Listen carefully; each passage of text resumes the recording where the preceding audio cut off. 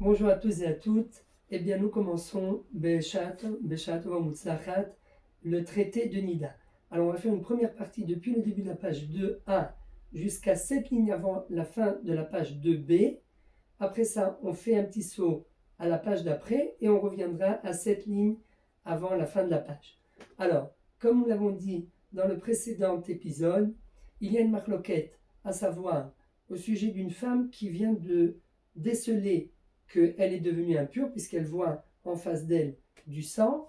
Y a-t-il un lieu de craindre qu'elle était déjà impure avant et donc il faut remonter dans le temps, dans le passé, ou pas?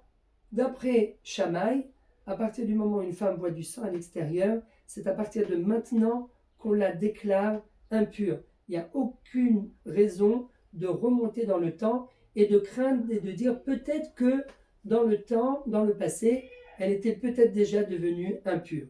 Tandis que d'après Hillel et Chachamim, eux, ils disent oui. Il faut toujours craindre que le résultat qu'on a en face de nous, eh bien, peut-être que ce résultat a commencé avant. Et donc, il faut automatiquement la déclarer impure depuis il y a 24 heures ou bien depuis peut-être la dernière vérification qu'elle aurait faite.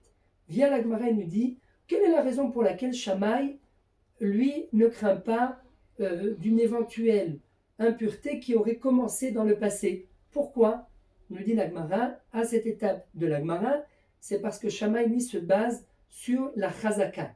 La chazaka du corps de la femme, eh bien, il y a une forte présomption comme quoi elle est pure. Donc pourquoi dire, tant qu'on n'a pas vu le contraire de cette présomption, tant qu'on n'a pas vu qu'elle est impure, pourquoi dire qu'elle était déjà impure? Maintenant qu'on voit du sang, à partir de là, on dit oui, elle est impure, mais pas avant. Viennent Chachamim et Hillel et disent non, il y a un problème à cette présomption. Parce que si maintenant il y a en quelque sorte une nouvelle présomption, il y a une nouvelle réalité, eh bien ça voudrait peut-être dire que ce résultat est en fait le résultat d'un processus qui a commencé dans le passé. Et en d'autres termes, d'après Shammai, au moment où le sang s'écoule de l'utérus, eh bien, il sort directement à l'extérieur du corps, et donc c'est pour ça qu'il n'y a pas de raison de repartir dans le passé et de dire peut-être que le sang a stagné à l'intérieur, tandis que d'après Hillel et Chachamim, entre le moment où le sang s'est écoulé de l'utérus et le moment où il est sorti à l'extérieur du corps, peut-être qu'il a stagné à l'intérieur, et s'il a stagné, eh bien, il faut se poser la question, pendant combien de temps il a stagné? Jusque-là, première partie de la Mishnah résumée et le début de la Gemara. Vient la Gemara et nous dit, oui, mais a priori, il y a trois questions qu'on peut poser à la fois sur Shammai et une question qu'on peut poser sur Hillel et sur Chachamim. Première question, eh bien c'est le cas d'un mikvé. Le mikvé, nous dit la Torah, nous dit la Gemara, il y a une Mishnah qui nous dit que on a trempé des ustensiles qui ont servi à contenir de la nourriture sainte qui appartenait aux Kohanim et qui se sont en fait rendus eux-mêmes impurs. On les a trempés dans un mikvé, il n'y a aucun problème, le Kohen les a trempés, il les a rendus purs. Seulement un beau jour, le Kohen se réveille et il décide de mesurer la quantité d'eau qu'il y a dans le mikvé et d'un seul coup il se rend compte qu'il manquait une certaine quantité d'eau pour que le mikvé soit cachère. Alors il se dit, il retourne en arrière dans le temps, il se dit, ah oui, mais alors peut-être que les ustensiles que j'ai trempés hier, dans ce mikvé en croyant qu'il était cachère, alors qu'il n'était pas cachère, peut-être que ces ustensiles sont toujours impurs. Et qu'est-ce que nous dit la Mishnah? Oui, il faut craindre que le mikvé était manquant déjà dans le passé. Alors automatiquement, nous dit la Mishnah, cette crainte, eh bien c'est pas seulement comme dans le cas de la femme, ou comme on l'a dit dans le précédent épisode, où il faut craindre misafek. Dans le doute, il vaut mieux s'abstenir. Il vaut mieux s'abstenir par rapport à toutes les taharotes que la femme a touchées. Donc, on ne va pas les brûler, mais on ne va pas les donner non plus au Kohen pour les consommer. Tandis que là, on dit, tous les ustensiles qui sont passés par ce mikvé qui, en fin de compte, n'étaient pas cachères, eh bien, il faut brûler toute la nourriture qui a été en contact avec ces ustensiles-là. Et là, c'est Mitorat Vadaï. Pas Mitorat Safek, mais Mitorat Vadaï. Alors la Gemara pose la question, il y a a priori un gros problème entre le cas du mikvé et le cas de la femme. Parce que dans le cas du mikvé, eh bien, il faut brûler parce qu'on retourne dans le passé de façon totale, sans aucun doute, il faut retourner dans le passé et il faut adopter la rigueur, alors que pour le cas de la femme, même Hillel et Chachamim qui retournent dans le passé, c'est simplement par précaution. Dans le doute, ils préfèrent retourner dans le passé et dire il vaut mieux s'abstenir de donner les théarot à la consommation au Kohanim. Donc déjà, par rapport à eux, il y a une difficulté. Et à plus forte raison par rapport à Shammai, qui lui dit qu'il ne faut jamais retourner dans le passé pour et craindre que peut-être que la situation s'est dégradée déjà dans le passé, lui dit non. La preuve, la femme, on commence à lui donner le statut de femme impure qu'à partir du moment où elle a décelé du sang qui est sorti à l'extérieur de son corps, et pas avant. Donc quelle différence y a-t-il entre la femme et l'histoire du mikvé, même d'après Shammai? Deuxième question qui, elle, est dirigée uniquement vers Shammai, c'est le cas du tonneau de vin. Alors c'est un tonneau de vin, quelqu'un qui a décidé de prendre un tonneau de vin duquel il va prélever à chaque fois pour d'autres tonneaux qui se trouvent autour, et à chaque fois qu'il ouvre un tonneau, eh bien, il va prendre qu'il ouvre un tonneau X, il va prendre du tonneau Y, une petite partie il va prélever, et il va dire, voilà, moi, je prélève de ce tonneau le vin afin que je puisse boire le vin qui se trouve dans un autre tonneau. Et il prélève en fait par rapport à l'avenir. Mais voilà qu'un beau jour, cette personne décide de vérifier, de goûter le vin qu'il y a dans le tonneau duquel il prélevait à chaque fois, et d'un seul coup il se rend compte que le vin qui est à l'intérieur a tourné au vinaigre. Alors la question qui se pose, c'est est-ce qu'on retourne dans le passé et on se dit, est-ce que pendant toutes les fois où la personne a prélevé de ce tonneau en pensant que c'était du vin, peut-être que c'était déjà du vinaigre, et donc tous les prélèvements qu'elle a faits sont nuls et non avenus. Eh bien on nous dit oui, il faut là-bas, attention, pas mitorat vadaï mais mitorat safek, il faut craindre que c'est déjà devenu du vinaigre, pas au moment où la personne a goûté le vin, mais déjà peut-être il y a 3 jours.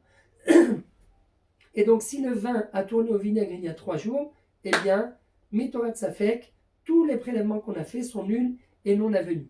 Alors la Gemara pose la question, quelle différence y a-t-il d'après Shammai entre le cas du tonneau du vin, où on craint au moins, au minimum, dans le doute, on s'abstient et on refait en fait un prélèvement par rapport au cas de la femme, où d'après Shammai, il n'y a aucune crainte à avoir et on déclare la femme nida qu'à partir du moment où elle voit le sang à l'extérieur de son corps et non pas avant, comme on l'a dit, on ne retourne pas dans le passé. Quelle différence y a-t-il?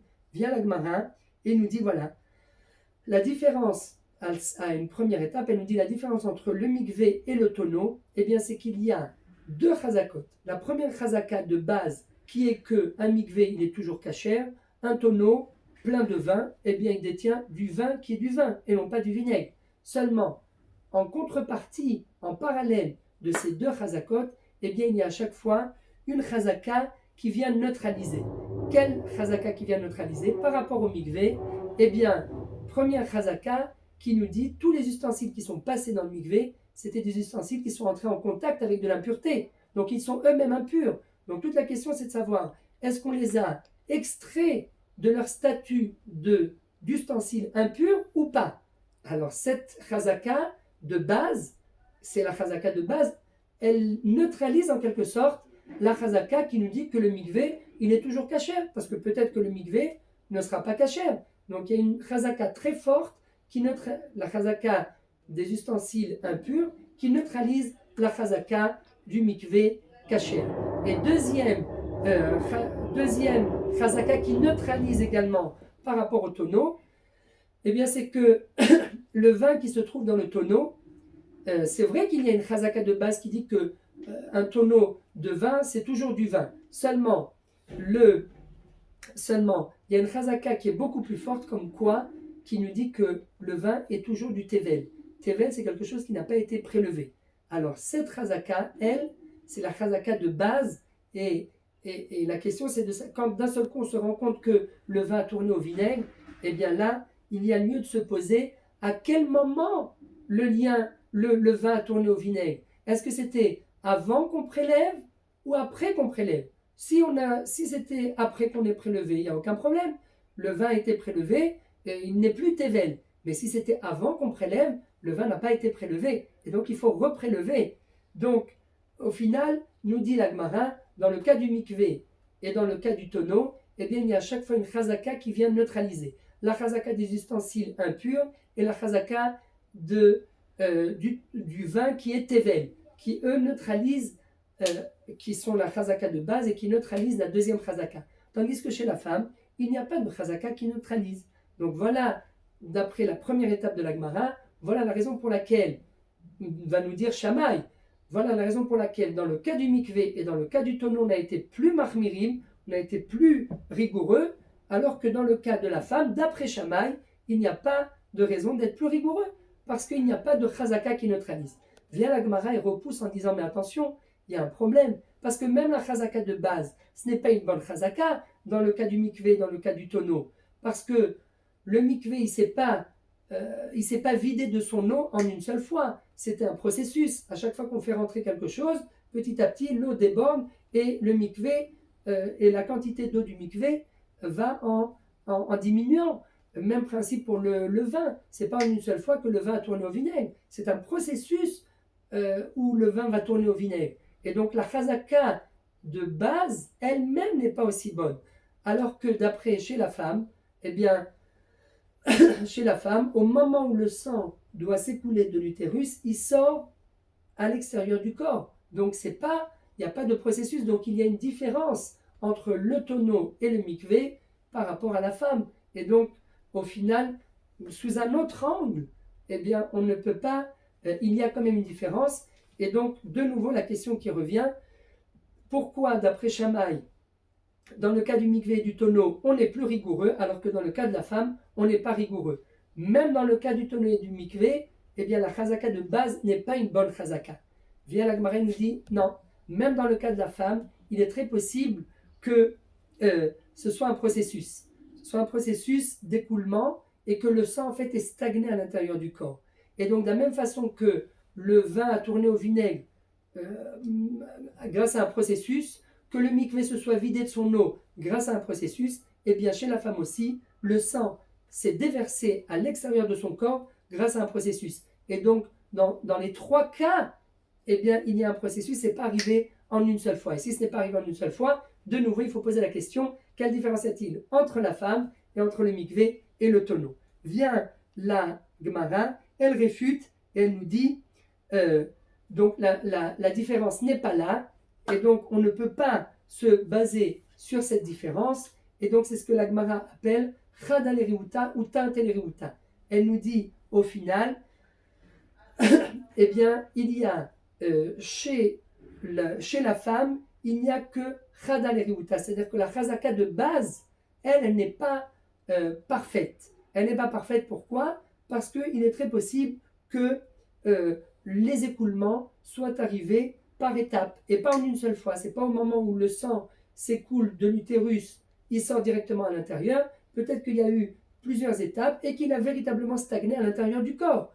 Donc, la chazaka de base n'est pas aussi fiable. Et donc, à partir du moment où elle n'est pas aussi fiable, là, il y a chad al-Eriuta, c'est le cas de la femme, c'est vrai, c'est possible, mais malgré tout, Shammai ne craint pas ce qui s'est passé avant, mais uniquement Kol Anashim, Dayan, Besha'atan, on ne retient que le moment où le sang est apparu à l'extérieur du corps. Tandis que dans le cas du mikvé, dans le cas du tonneau, eh bien là, le cas est qu'il y a Tant el-Eriuta. En plus du problème de la chazaka qui s'est étendue sur le temps en plusieurs étapes, en plus de ça, il y a également une chazaka inverse qui vient neutraliser la première chazaka, la chazaka d'un mikvé qui est kasher, ou la chazaka du vin qui se trouve dans un tonneau qui est du vin et non pas du vinaigre. Donc, étant donné qu'il y a ici deux chazakot, la première qui est une mauvaise chazaka et la deuxième, le deuxième problème qui est une deuxième chazaka qui neutralise la première, eh bien là, il y a lieu en quelque sorte de de faire la distinction entre la femme et entre le mikvé et le tonneau. D'après Shammai, dans le mikvé et le tonneau, on peut être plus mahmir, alors que chez la femme, il n'y a pas besoin d'être plus mahmir. Dernière question, troisième question, par rapport à un reptile qui se trouve dans un tunnel. L'Agmara nous dit à la page 3a, au milieu, à la 23e ligne, l'Agmara nous dit, oui, quand quelqu'un nettoyait un tunnel et il n'y avait aucun reptile, et que d'un seul coup il trouve un reptile, est-ce que on va partir du principe qu'il faut retourner dans le temps en arrière et dire, ah oui, mais ce reptile, peut-être qu'il était là avant qu'on nettoie le tunnel, et s'il était là avant qu'on nettoie le tunnel, et qu'il y a un Kohen qui est passé à l'intérieur du tunnel avec de la nourriture de Taharot, de la nourriture pure, eh bien il est entré en contact avec, c'est possible qu'il soit entré en contact avec le reptile, et donc sa nourriture est impure, est devenue impure. Et là-bas, nous dit l'Agmara, en effet, là-bas, il faut craindre, encore une fois, par sa fake, il faut craindre que la nourriture soit entrée en contact avec le reptile. Donc de nouveau, encore une kushia, encore une question sur Shammai. Vient l'Agmara, il nous dit non. Là-bas aussi, encore une fois, d'après Shammai, dans le cas de la femme, il n'y a pas besoin d'être plus rigoureux. On l'a défini comme impur uniquement à partir du moment où on voit le sang sortir à l'extérieur de son corps. Et pas avant, pas comme il est et comme Chachamim.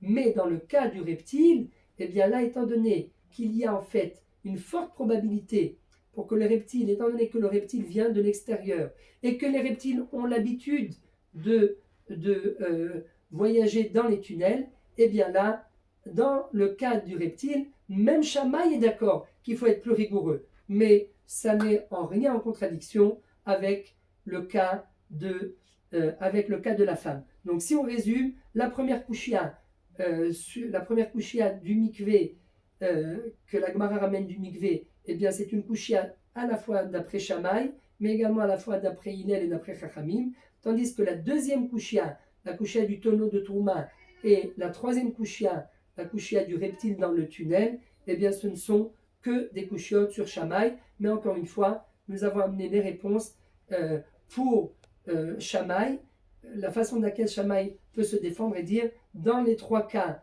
eh bien, il y a une raison pour laquelle il faut être plus mahmir et il faut retourner en arrière dans le temps, tandis que dans le cas de la femme, il n'y a aucune raison de retourner en arrière dans le temps. Il faut considérer la femme comme impure uniquement à partir du moment où on voit le sang qui s'est écoulé à l'extérieur du corps de la femme. Merci et à très bientôt.